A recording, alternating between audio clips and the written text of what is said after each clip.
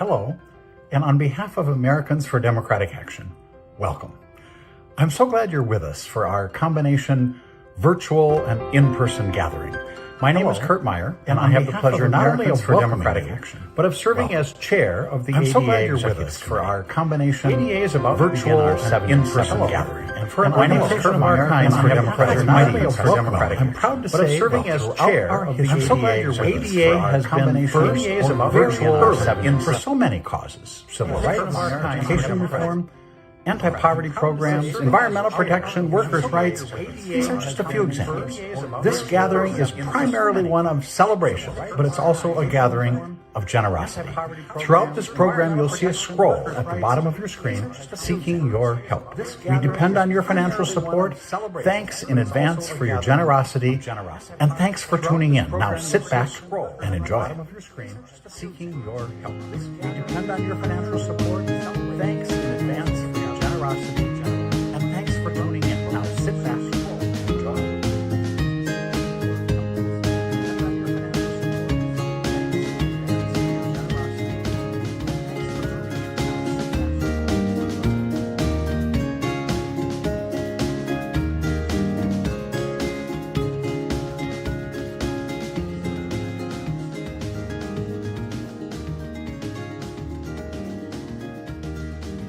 Last year, I had the honor of receiving the James Wexler Journalism Award.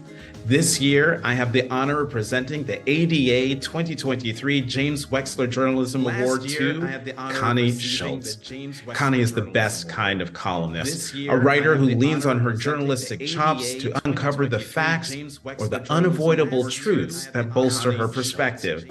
A writer who brings her the honor of receiving the writing in the hopes of bringing about fairness. This year, I have the honor of presenting the ADA underdog reading James Wexler Journalism. That's why she won the Pulitzer Prize for commentary into Connie is the best kind of column. I love having Connie on my MSNBC show because she brings common sense to the conversation. She's not afraid to call things out when they need to be and to offer praise when warranted. But most importantly, Connie speaks for millions of Americans who have neither her platform nor her voice, but who turn to her to make sense of it all. And what makes Connie a truly incredible journalist is that she cherishes that role for the honor that it is. Congratulations, Connie.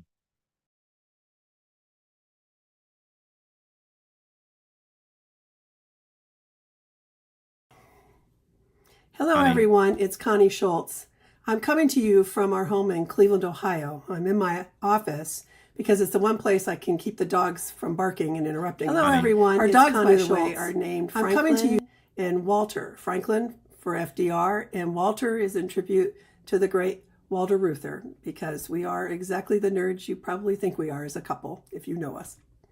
I want to thank Jonathan Capehart for the introduction. I was one of Jonathan's first guests on his show, and I'm so happy that it's going strong. And I am so grateful to Americans for Democratic Action, well, for honoring me. This was quite a surprise, and I am so touched. I'm trying to think of how to describe briefly why I do what I do, because I suspect that's why we gather. We have these things in common, the work in common.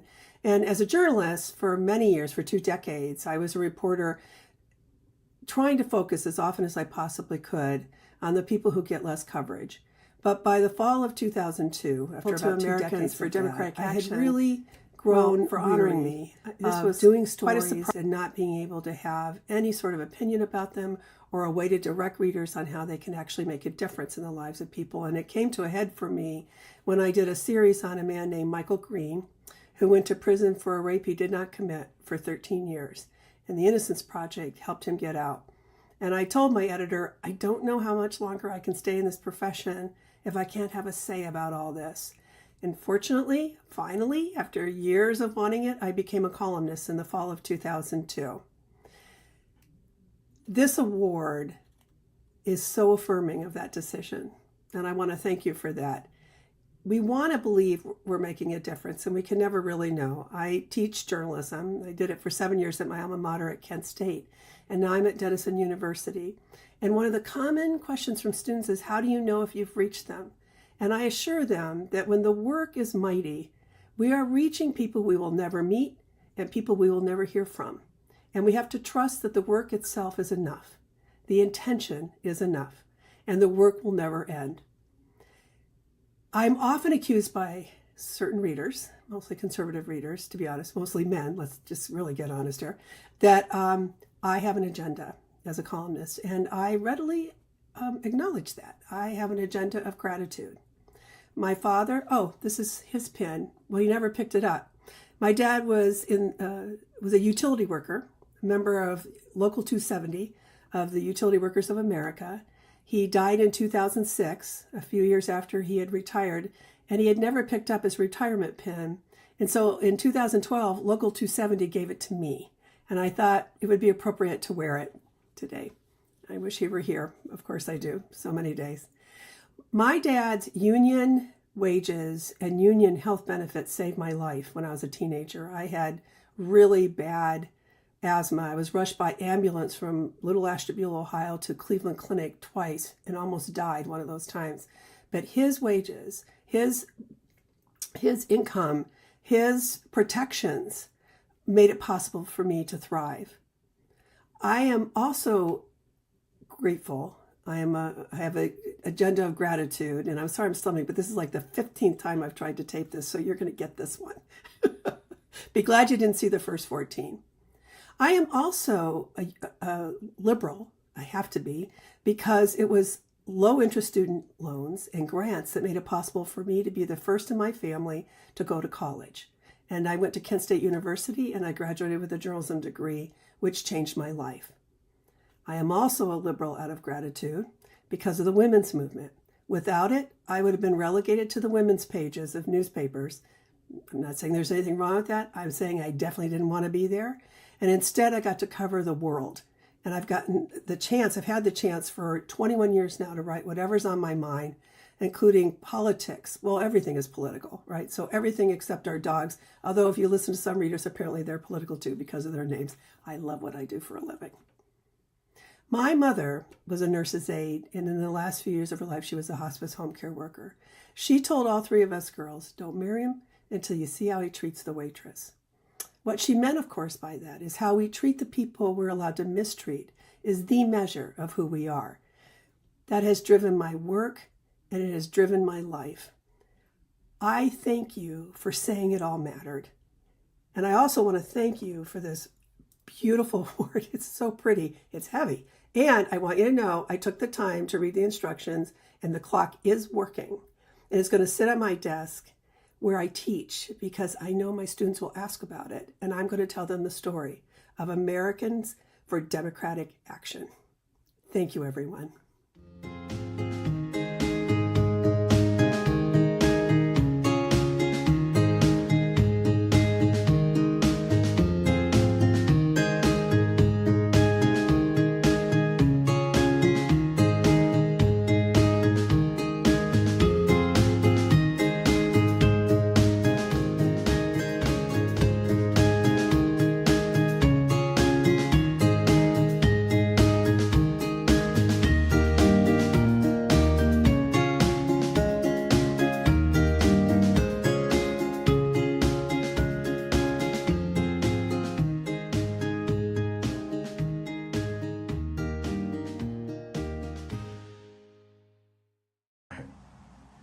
Good evening, everyone. This is ADA organizer Chris Schwartz, and I'm so excited to be here tonight with my band, the Harmony Electric, as we celebrate the Americans for Democratic Action Virtual Awards Banquet. Congratulations to all the awards recipients, and I think you'll recognize this one as we get going.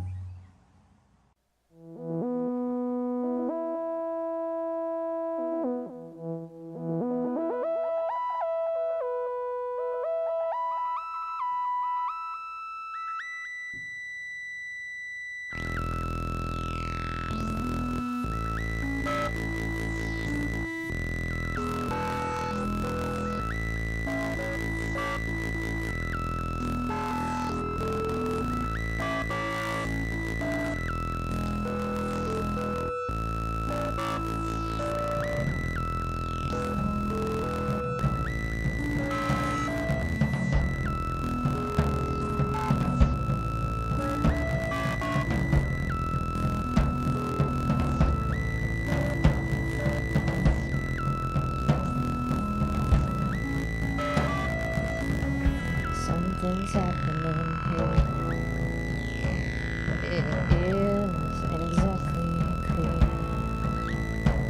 There's a man with a gun over there, telling me I'd better beware. Think it's time we stop it. What's that sound? Everybody look what's going down.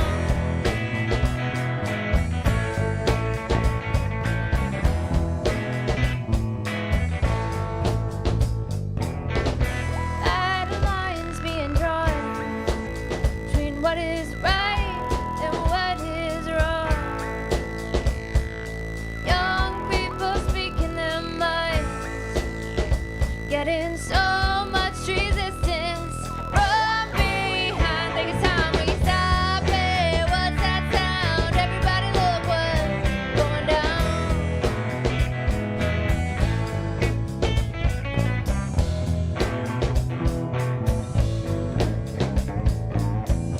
What a field day for the heat. 10,000 people in the street, singing songs and a carrying sign, still getting so much resistance from behind. Think it's time we stop it. What's that sound? Everybody look what's going down.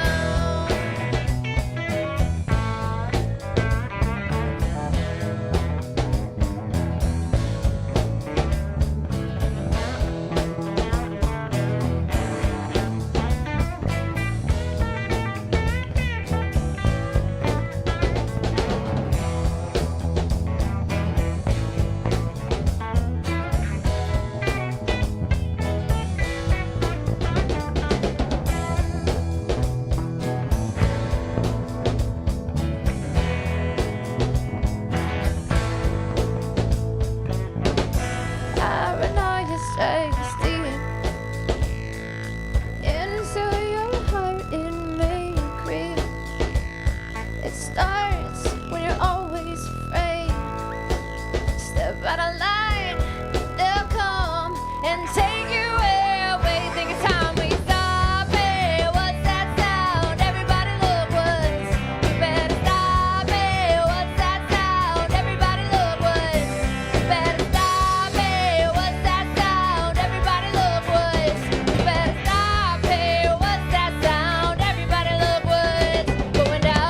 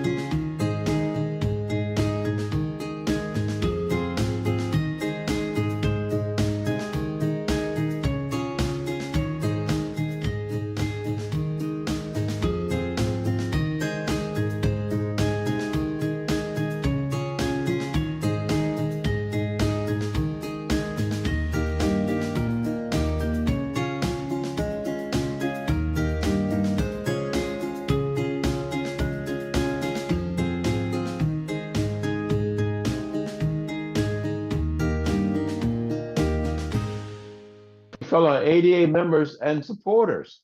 It is really a privilege, a personal privilege, for me to be able to speak just briefly to you about our beloved late board member, Dr. Leon Schultz.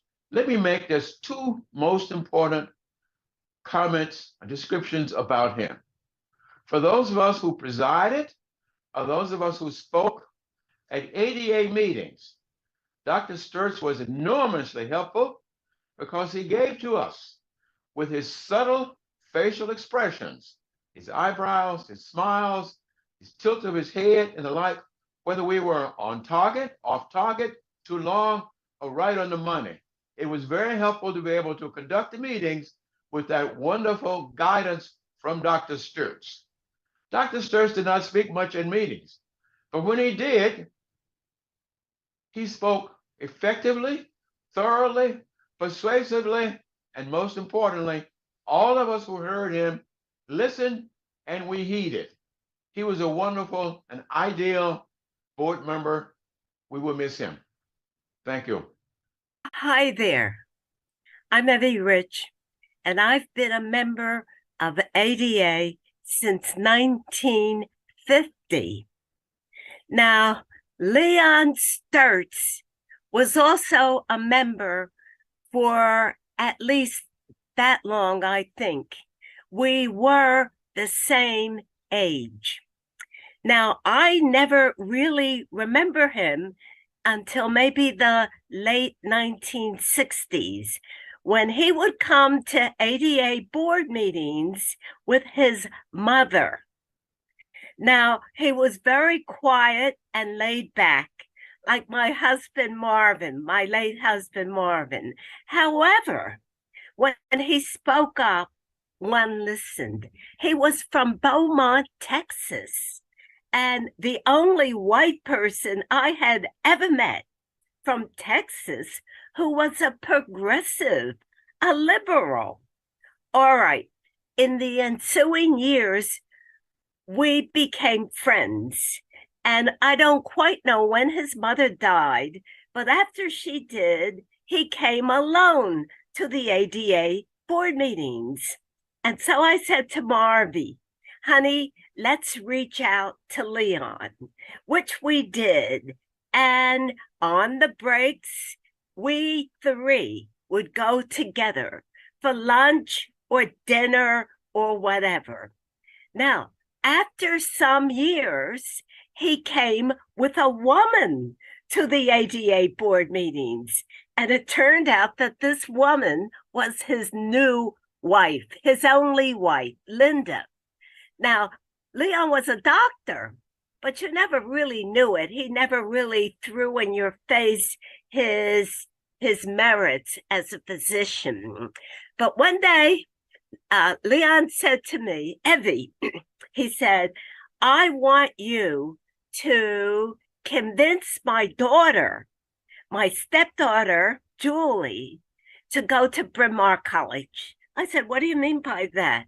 And he said, well, I've been watching you all these years, and I really like what I see. And so I want you to convince Julie to go to Bryn Mawr. And I said, Leon, I can't do that. That would not be right. But what I will do is invite you and Julie to come to New York for a weekend with Marvy and me, and he can see what liberal, progressive Bryn Mawr women do. So he came with Julie for the week. When he came, we had a wonderful time. We met them at LaGuardia. We went to the Carnegie Deli for lunch. We went out somewhere for dinner. And then we spent the next day traipsing around New York, Linda and me. And we would let Leon come with us on certain occasions, but on other times, I would say, you can't come. This is only for women, for girls. All right, so Dave Dinkins had just been elected mayor of New York City, and we were very close to him. So we went to a breakfast that Dave had, sponsored by the Association for a Better New York. We went to a meeting of the New York Coalition of 100 Black Women. We went to the theater. We went out to dinner constantly, or lunch, and I arranged a luncheon for Julie and me with the daughters of some Bryn Mawr alums.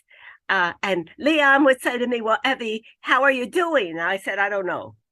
Well, by the time they went home, the weekend was over, and Leon called me the next morning. He said, yes, she's going to Bryn Mawr.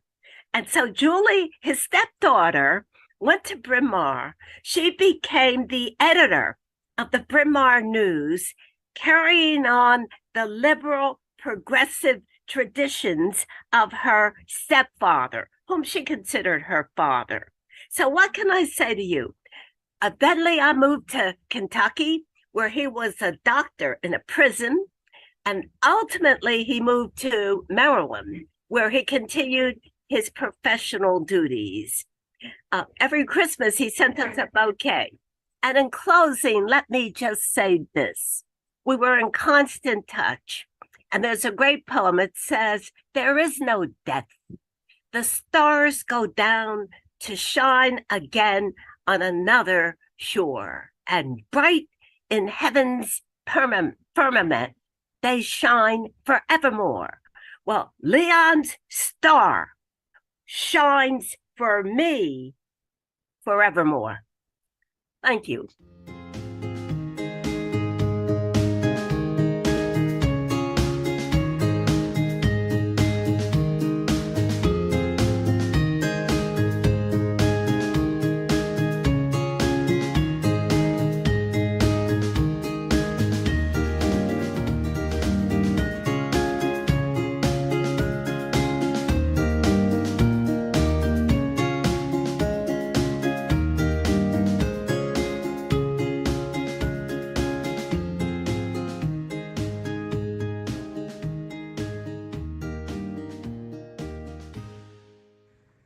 Marty Walsh, I want to congratulate you from one former Secretary of Labor to another former Secretary of Labor. Congratulations on winning an award that is so justified. The Frances Perkins Award. Talk about former Secretaries of Labor. You walked the picket line. You were mayor of Boston. You were one of the major players in terms of the building trades union and the first actual labor union leader to be a labor secretary in I don't know how many years, 40 years. And you have done us all proud. Your public service has been extraordinary. Your dedication to working people is exemplary. Your willingness to be out there, not only on the picket line, but visibly and vocally, has been impressive in so many ways. Marty, I can think of few people who deserve this award more than you do. Once again, my sincere congratulations.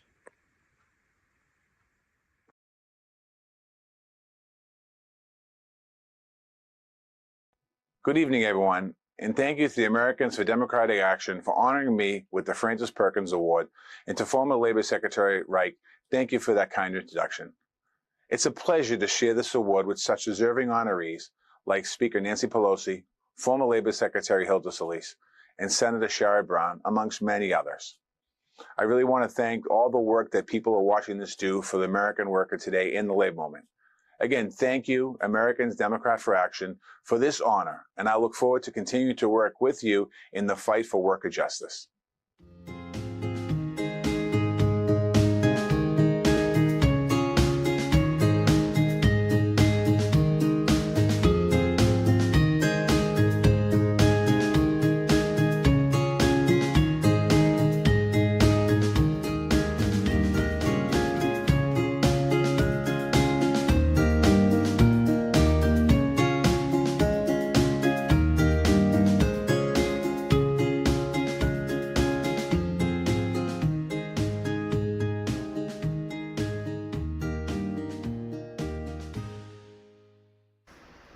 Hello, my name is John McCutcheon, and I'm here to offer congratulations and to honor my old friend and union brother, Joe Uehlein.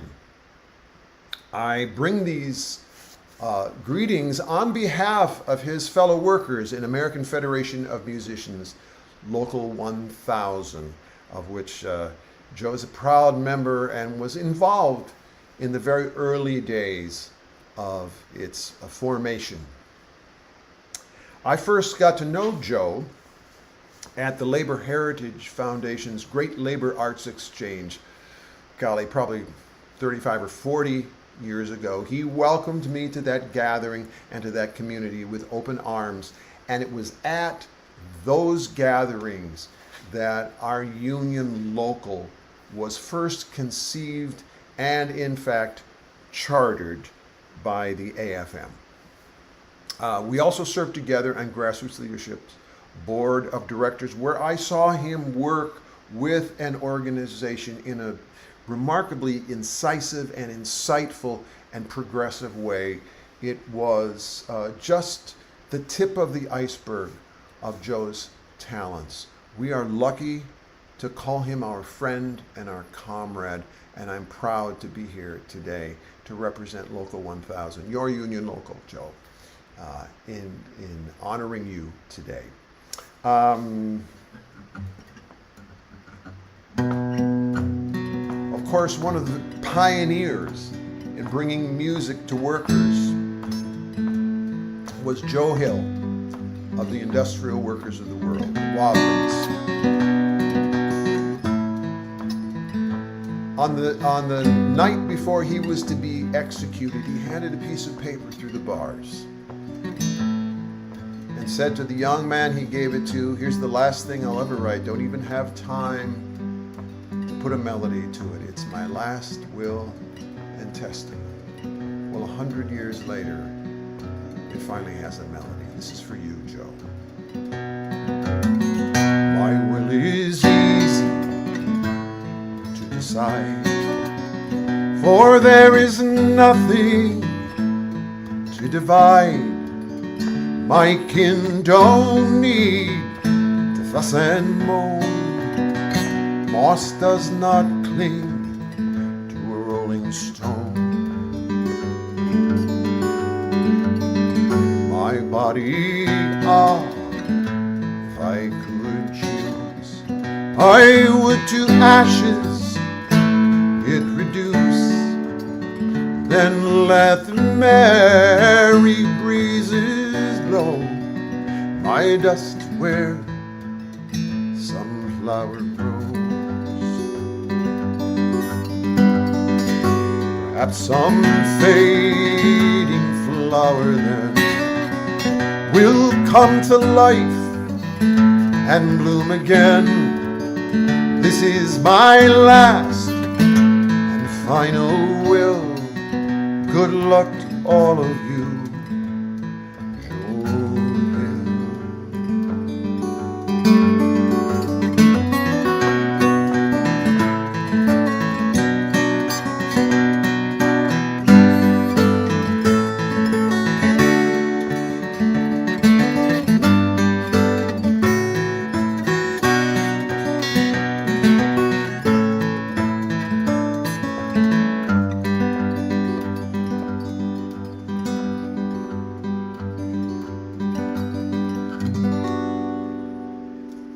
Solidarity forever, my friend.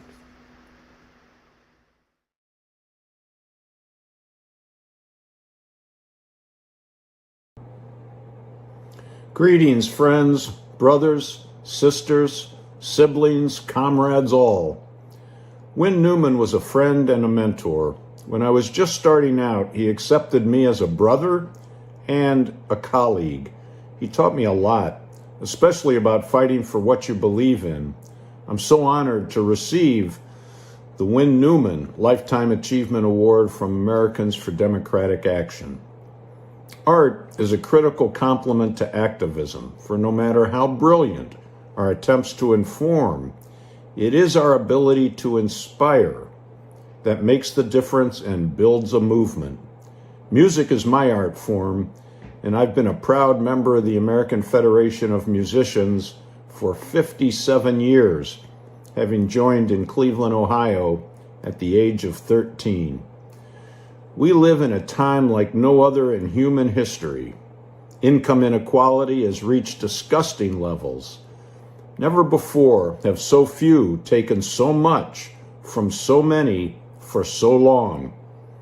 And after 4 decades of public knowledge about global warming, with all the early predictions not only coming true, but with the impacts arriving sooner than we thought and with far more intensity, we are living in the era of climate chaos, and the human race is staring at the precipice of climate catastrophe that will cause massive economic and social disruption.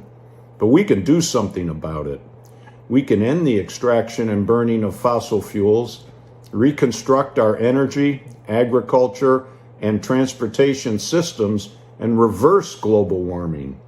And we can do this while creating good-paying jobs, union jobs throughout the economy.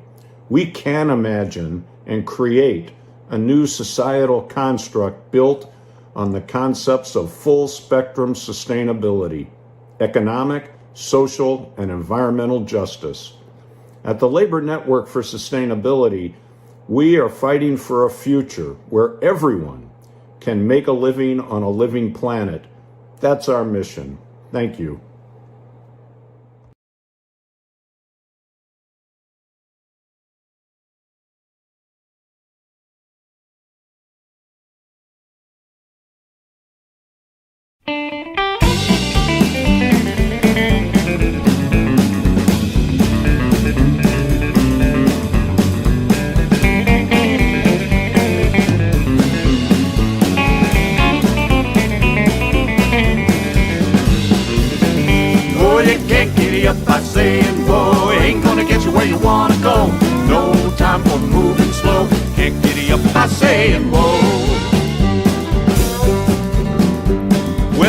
Always tell me you can't do things so fast.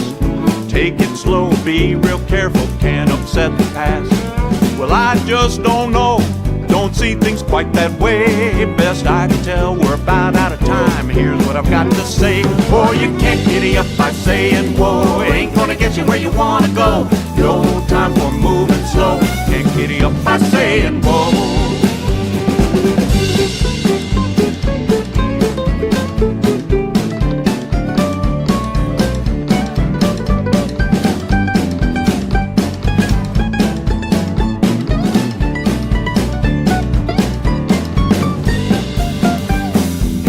We're dumping carbon in the atmosphere. It's warming the earth, messing with the oceans. Climate change is here. We know what we got to do. Leave it in the ground. Look to the sun, feel the wind, and listen to the sound. Oh, you can't giddy up by saying whoa. Ain't gonna get you where you wanna go. No time for moving slow. Can't giddy up by saying whoa.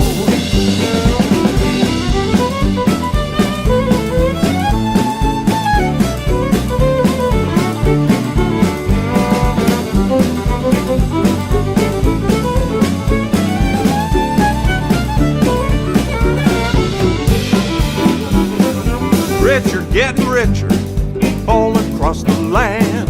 Poor getting poorer, and the middle class is slant. We know what we got to do to solve this one as well. Tax the rich, give the workers a raise, tell the bankers to go to hell. Oh, you can't giddy up by saying whoa. Ain't gonna get you where you wanna go. No time for moving slow.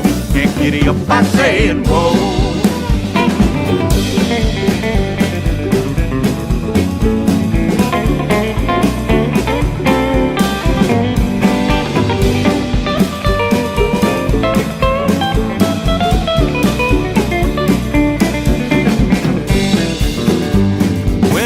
Said and done, we want more done than said. Seems like in this world of ours you just can't get ahead. We bailed out those bankers real quick when they messed things up. Rest of us left holding the bag. For me, I've had enough. Boy, you can't giddy up by saying whoa. Ain't gonna get you where you wanna go. No time for moving slow. Can't giddy up by saying whoa.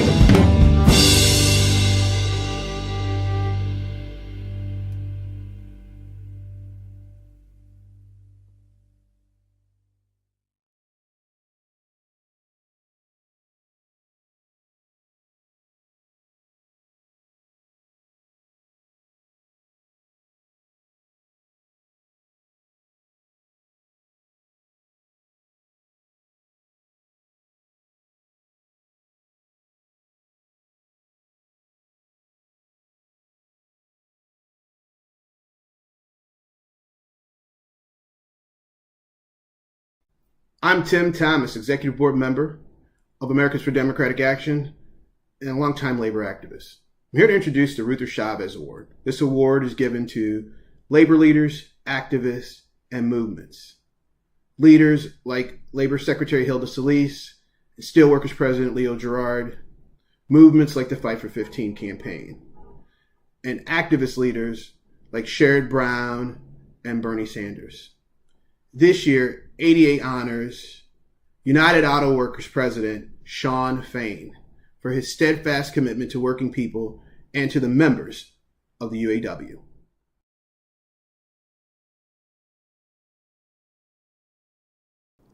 Hello, ADA friends. I am honored to accept the Ruther Chavez Workers' Rights Award on behalf of the members of the UAW. Our union has undergone some big changes in a short time.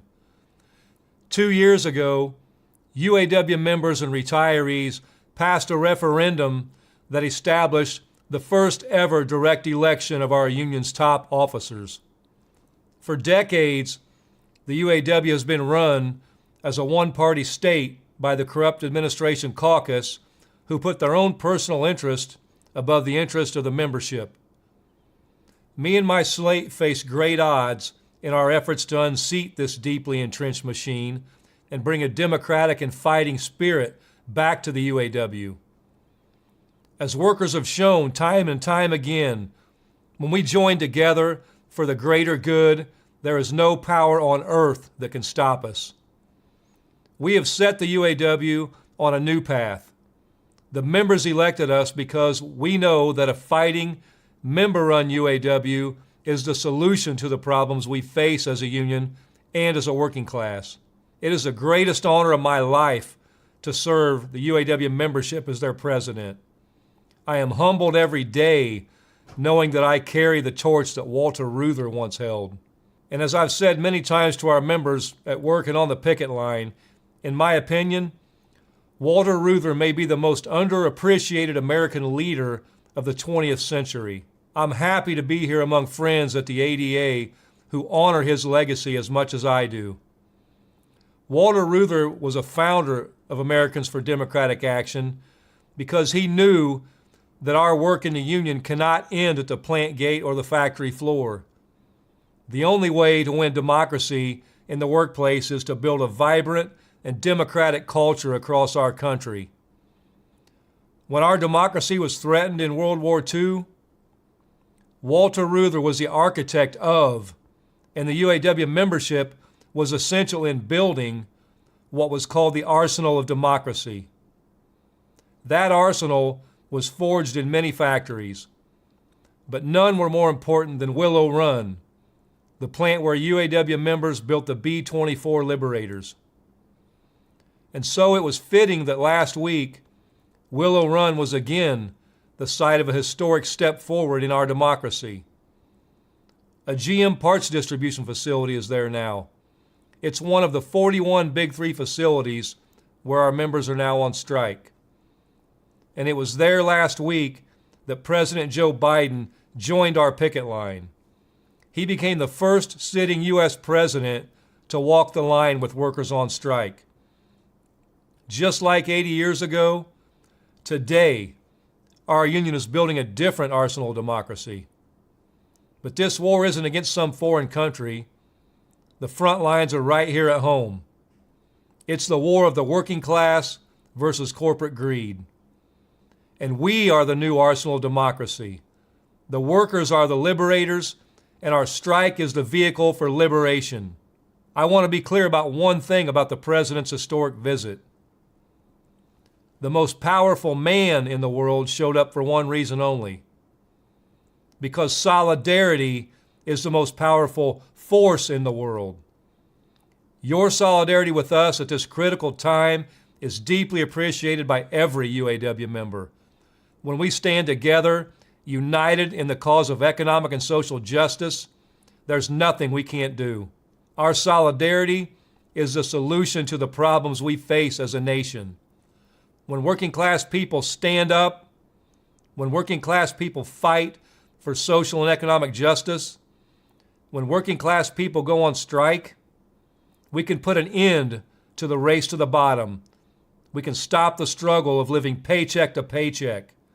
We can start building an economy that works for the working class. So thank you for standing with the members of the UAW, and we are proud to stand with you.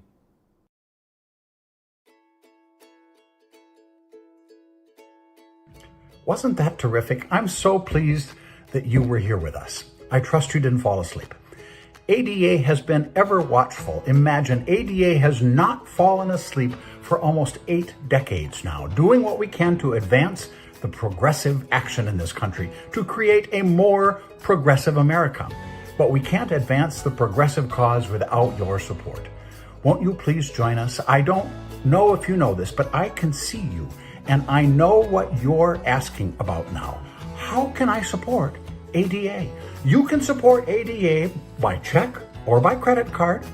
It's been scrolling throughout this program and will undoubtedly flash up the instant that I'm finished. So on behalf of Americans for Democratic Action, we are so grateful. Now, do your part, be generous, keep in touch. So long.